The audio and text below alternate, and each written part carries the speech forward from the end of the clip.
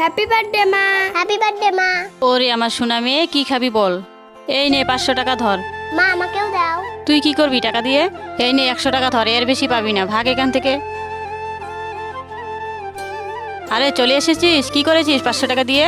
আমি সব বান্ধবীকে নিয়ে সব টাকা খরচ করেছি।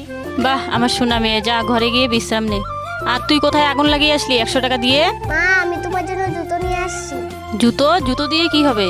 তুমি যে সেদিন রাস্তা দিয়ে যাচ্ছিলে। মা উহ, মা তুমি তো ঘরে মোবাইলটা দেখে আসলে। তুই কি মানুষ? তোর জন্যই তো আমার পায়ে তার কাটা বিঁধেছে। মা এতে আমার কোনো দোষ নেই, তুমি রাস্তা দেখে ভালো মতনে হাঁটুনি। এখন তুই আমাকে শিখাতে এসেছিস, ভাগ এখান থেকে। মা সেদিন তোমার পায়ে তার কাটা বেঁধেছিল, তোমার জুতোটা নষ্ট হয়ে গেছে, তাই আমি তোমার জন্য নতুন জুতো নিয়ে আসলাম।